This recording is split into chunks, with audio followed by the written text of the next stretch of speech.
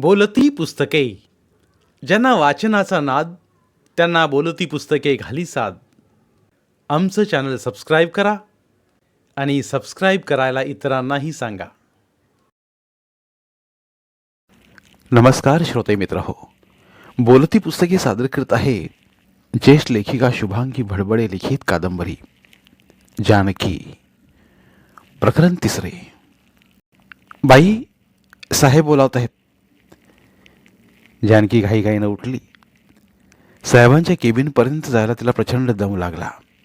घशाला कोरड पडली.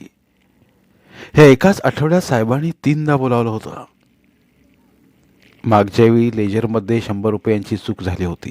तेव्हाच साहेब म्हणाले होते, इतक्या अनुभवानंतर एवढी ढोबळ चूक मी अपेक्षित नाही. त्यानंतर अगदी डोळ्यात तेल घालून ती प्रत्येक बेरीज 10 वेळा तपासून पाहत होती. नोकरीला लागल्यापासून तिच्या कामात चुका तर नव्हत्याच, पण तिच्या चोख कामाचा गौरवपूर्ण उल्लेख होत होता. पण या आठवड्यात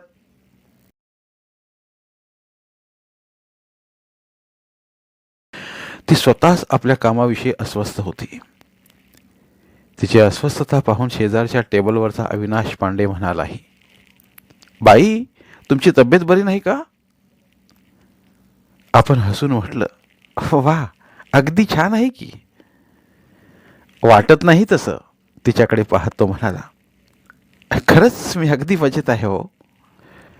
बोलताना शब्दसुद्धा मजेत येत नाहीत. अर्थात मला सांगू नका. कामात पूर्वीसारखी सफाई नाही. परवा माझ्याकडे आलेल्या शीटमध्ये अशा चुका होत्या. मी बोललो नाही, पण सॉरी. असं सॉरी म्हणण्यापेक्षा मन जरा मोकळं करा. आताही साहेबांच्या केबिनकडे जाताना त्यांचे शब्द आठवत होते आणि त्याची नजर पाठलाग करतीये हेही जाणवत होते. मे आय कम इन सर? झुलतं दार सरकवत तिने विचारलं. येस. त्यांचा त्रोटक आवाज ऐकून ती बावरली. कशीबशी खुर्चीच्या पाठला हात धरून उभी राहिली. Sit down. पुन्हा एकदा दणकट आवाज घुमला. ती बसली नाही, थरथरत उभी राहिली. मिसेस सरदेसाई. Yes sir. ह्या तुमच्या चुका पाहून शरम वाटते. इतके अनुभवी तुम्ही अशा चुका वारंवार कराव्यात? तुमची मला कीव करावीशी वाटते. खरं तर तुमच्या कामाची प्रशंसा ऐकली म्हणून तुम्हाला या ब्रँचमध्ये बोलावून घेतलं मी. तुमच्याबरोबर आलेले अविनाश पांडे अत्यंत तरबेज झाले आणि तुम्ही? साहेब मनात येईल तसे बोलत राहिले. त्यांचा आवाज मुळातच ओरडल्यासारखा. आता तर रागच आला होता. जानकी खाली मान घालून उभी होती. डोळ्यांतून पाणीच पडायचे शिल्लक राहिले होते. ऑफिसातले सारे ऐकत असतील ह्या कल्पनेनं तिला कसं तरी वाटत होतं. या क्षणी धरणीत उभंगावी आणि आपल्याला सामावून घ्यावं असं तिला झालं होतं. जा, पुन्हा ही शीट नीट करून आणा.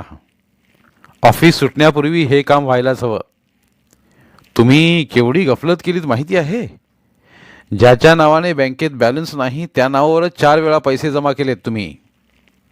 नाव साधर्म्य असलं तरी पासबुक नंबर तरी बघायला हवा होता. ठीक आहे, जा. शीट आणि लेजर ठीक करून आणा. 50 ठिकाणी चुका आहेत. तिने जड लेजर उचलण्याचा प्रयत्न केला. साहेबांच्या ते लक्षात आले. ते उचलताना तिच्या डोळ्यात भरलेलं पाणी त्यांना दिसलं आणि ते वरमले. अत्यंत खालच्या स्वरात त्यांनी विचारलं, मिसेस सरदेसाई, माफ करा. बोलायला लागलं की ताळतंत्र उरत नाही मला. माझ्या हातून काही कमी जास्त नाही सर. ते लेजर बुक राहू द्या. असं साहेबांनी म्हटलं तरी बॅलन्स शीट आणि लेजर बुक घेऊन ती बाहेर आली. तिने कोणाकडेच पाहिले नाही, तरीही सारे आपल्याकडे पाहत आहेत हे तिला जाणवत होतं. ती कशीबशी आपल्या खुर्चीजवळ आली. तो लेजर बुक टेबलावर ठेवणारा एवढ्यात अविनाशने ते उचलले आणि बॅलन्स शीट घेऊन ती जागेवर बसली. क्षणभर तिला कळलंच नाही, इतक्या त्वरित ही क्रिया घडली होती. तिने अविनाशकडे पाहिलं. त्याच्या डोळ्यात आश्वासन होतं. ती निमूटपणे स्वतःच्या कामाला लागली. 1-1.5 तासात सारं ठीक झालं. पुन्हा ती साहेबांच्या केबिनमध्ये गेली. छान. साहेबांनी सर्वाचे आकडेमोड करून उत्तर दिलं. मगाशी मी जरा जास्त संतापलो नाही? नाही सर, चुका होत्या माझ्या. राग येणं साहजिकच होतं. बरं, काय म्हणते तुमचं दुकान? आणखी कर्ज घेऊन त्याला भव्य रूप द्या. तुमचा विकास आणि तुमची बुद्धी, तुमच्या मिस्टरांचे कष्ट यामुळे 2-3 वर्षातच छान जम बसवला तुम्ही. मघाचा राग विसरून साहेब अगदी घरगुती स्वरूपात बोलत होते. मगाशी अग्निवर्षाव करणारे त्यांचे डोळे प्रेमळ वाटत होते. तिला वाटत होतं सरांचा रागही तितकाच खरा जितका आत्ताचं प्रेमळ बोलणं. पण आपण मात्र खऱ्या नाही. हे सारं बरोबर करून दिलंय अविनाशने आणि क्रेडिट घेतोय मात्र आपण. प्रतारणा करतो आहोत आपण त्याच्याशी. ती नुसती ऐकत उभी होती. मग काय विचार आहे? साहेबांनी विचारलं. अजून विचार केला नाही, पण अवश्य करीन. ती केबिनमधून बाहेर पडली तेव्हा बँकेची वेळ संपून गेली होती. उरलेली रोजची कामं प्रत्येकजण घाईघाईने उरकत होता. तिने पण सारं आवरलं आणि ती बाहेर पडली. खरं तर अविनाशचे आभार मानावे असं तिच्या मनात होतं, पण ऑफिसमध्ये असे आभार मानणं बरोबर वाटत नव्हतं. ती विचारात चालली होती. जवळच स्कूटर थांबल्याचा आवाज आला. तुम्ही तुमचाच विचार करत चालले होते. आभार म्हणून औपचारिक शब्दात माझी बोलवण करायची होती ना, मग मानून टाका आभार. आभार मानून घ्यायलाच तर मी पाठलाग करीत आलोय. ती काही बोलली नाही, हसली. तो तिच्या सावळ्या तेजस्वी रूपाकडे पाहतच राहिला. हसताना चमकणारे पांढरे दात आणि गालाला ओझरत्या पडणाऱ्या खळ्या मोहक दिसत होत्या. चलता कॉफी घेऊया? नको, उशीर होईल. की माझ्याबरोबर यायची भीती वाटते? उशीर तर खूपदा होतो, खरं ना? तसं नाही. मग चलाच कसं? हवं तर स्कूटरनी चला. नको. बरं, मी पुढच्या चौकात कॅफेजवळ वाट पाहतो. असं म्हणून स्कूटरनी तो गेला. पण जानकीला वाटलं जाऊच नाही. आपलं काम करून दिलं म्हणून चहाला बोलावण्याची हिंमत केली त्याने कामं करून दिली तेव्हाही त्यांचा बोलण्याचा प्रयत्न होताच, पण आपण दाद दिली नाही. आज नाही म्हणायची संधीच दिली नाही त्यांनी. ऑफिसमध्ये सर्वात विनोदी म्हणून ओळखला जाणारा तो कविता मात्र दुःखी लिहितो. गंमतच आहे त्याच्या स्वभावाची. सर्वांना हवासा वाटणारा तो मात्र सर्वांना टाळत असतो. सर्वांच्या घरगुती विषयात नाक खुपसणारा तो स्वतःविषयी शब्दांनी सुद्धा बोलत नाही. त्याच्या स्वभावाची परस्पर विरोधी बाजू पाहिली की नवल वाटते. जानकी विचार करीत चालली होती. पुढचा चौक अगदीच जवळ आला होता. तिला वाटलं पळून जावं घरच्या दिशेने. कोणी पाहिलं तर घराण्याच्या प्रतिष्ठेला धक्का लागेल. माईना काय वाटेल कोण जाणे. आणि महेश भाऊजी? जानकीला आठवलं, माई घरी आल्या होत्या. अगदी अचानक आल्यासारख्या, कारण जानकी त्यांच्या घरी जाऊन महिना झाला होता. जानकीने त्यांचा विषय वाट पाहून मनातच संपवला होता. त्या दिवशी ऑफिसात जायच्या तयारीत असताना दाराशी रिक्षा थांबल्याचा भास झाला. ताई चटकन पुढे गेली आणि माईंना घेऊन आली. बरोबर त्यांचा मुलगा महेश होता. मी सरदेसाई, हा माझा मुलगा महेश. जानकीला आवाज परिचयाचा वाटला आणि डोक्यात एकदम संदर्भ लक्षात आला. ती पटकन बाहेर आली. तोवर माई म्हणत होत्या, मी असं ऐकलंय जानकी लग्नाची आहे. आपण कोण? मी तिची मोठी बहीण सुमंगला. त्या जरा बुचकळ्यातच पडल्या. मोठीच लग्न झालेलं नसताना लग्नाची घाई करणारी जानकी जरा चमत्कारिकच वाटली. तुमचं लग्न की जानकीचं लग्न? लग्न कोणाचं करायचंय मला जरा आठवत नाही आहे. त्यांनी चाचलत विचारलं. जानकी त्यांना दिसत होती, पण तिने बहिणीबद्दल खास माहिती दिली नव्हती. जानकीपेक्षा सुमंगला कितीतरी सुंदर होती. असं असताना, माई, आपण बरोबर ऐकलत. मला लग्न करायचं नाही. तुम्ही ऐकलं ते बरोबर आहे, जानकीचं लग्न करायचं आहे. माईच्या चेहऱ्यावरचं प्रश्नचिन्ह ताईने बरोबर ओळखलं. माई, प्रथम आमची जानकी पहा, पसंत पडल्यावर सारं सविस्तर सांगते. माई हसून म्हणाल्या, जानकीला मी पूर्वीच पाहिलंय. माझ्या एका मैत्रिणीकडे आली होती. मला आवडली म्हणून चौकशीही केली, तर कळलं खूप शिकली आहे जानकी. बँकेत नोकरीला आहे. पण तरी विचार केला, जानकीला आवडलं तर मला पसंत आहे. अधीरतेने जानकी म्हणाली. तशी ताई तिच्याकडे आश्चर्यानं पाहत राहिली. मग माईने सारी हकीकत सांगितली. जानकीला जवळ घेत ताई म्हणाली,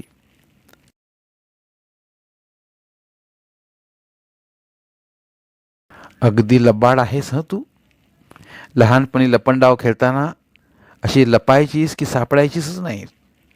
पूर्ण खेळात राज्य माझ्यावर. तसंच केलं माझ्यापासून. असं लपवून ठेवलं की मीच आऊट झाले. पण या आऊट होण्यात केवढी मज्जा आहे. आई, ताई, माई बोलत बसल्या. खूप खूप. महेश नुसताच बसला होता. जानकीला वाटलं महेश बोर होतोय, तेव्हा ती म्हणाली, चल ना, माडीवर जाऊया. महेशला सुटल्यासारखं वाटलं. तिच्या मागोमाग तोही वर गेला. गॅलरीतल्या खुर्चीवर तो बसला. तसा तो अबोल वाटत होता. उलटे वळवलेले मानेपर्यंतचे केस, भव्य कपाळ, त्यावर गंध लावलेलं, तेजस्वी डोळे, जणू दोन लोलक डोळ्यात ठेवल्यासारखे. एकदम चेहरा प्रसन्न. बंगाली शर्ट आणि पायजमा त्याने घातला होता. त्याच्या उच्च शरीराला तो शोभून दिसत होता. एक विचारू, तुम्ही कुमारला का पसंत केलं? महेशने विचारलं. का? सहज मनात आलं. बौद्धिक पातळीवर येण्यासाठी तरी विचार करायला हवा होता.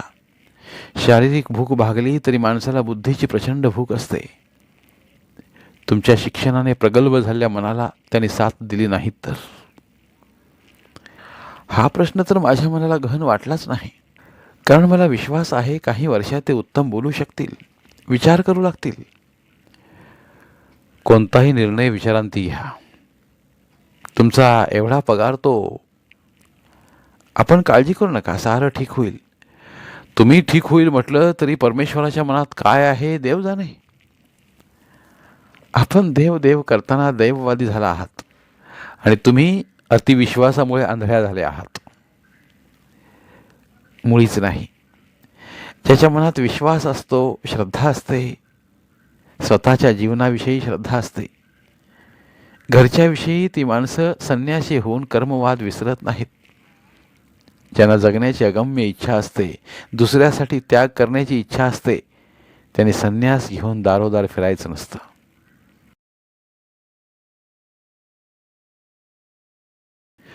त्यांचा स्वतःच्या कर्तृत्वावर विश्वास बसतो.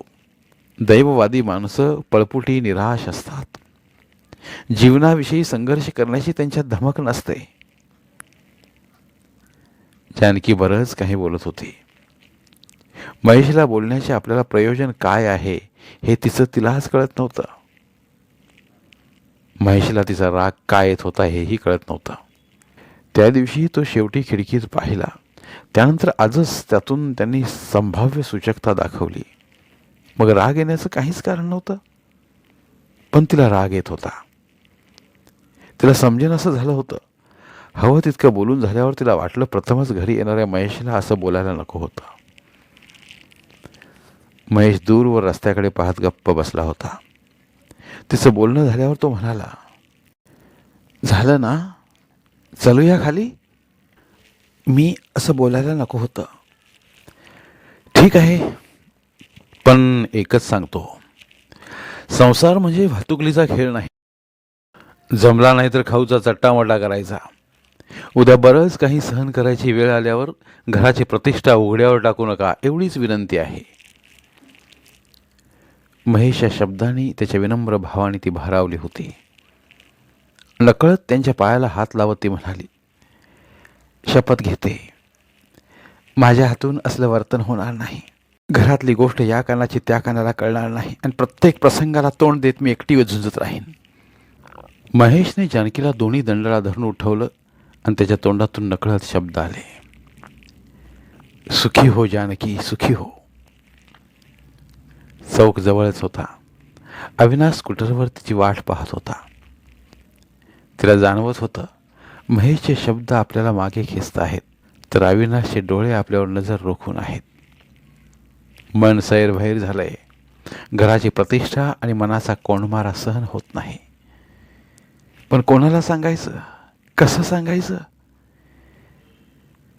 तुम्ही आलात, वाटलं मागच्या मागे पळून जाता की काय?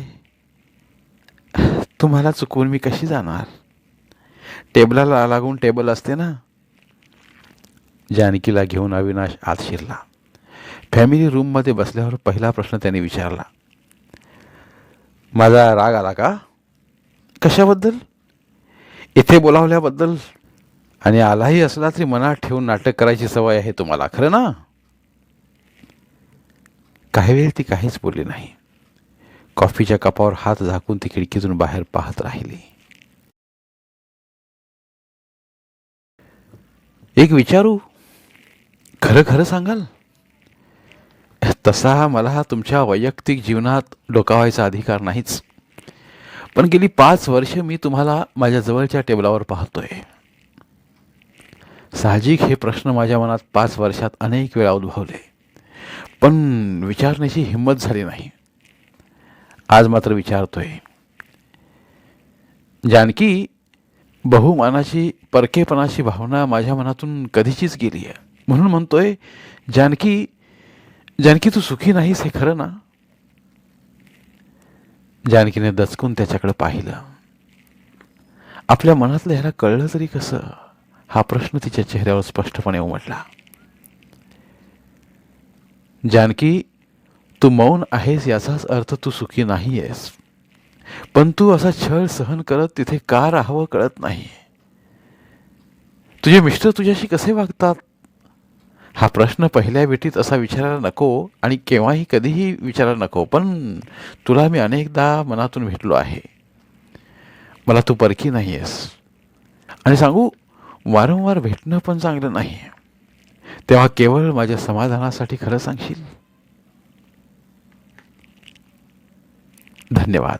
उर्वरित कादंबरी पुढील भागात.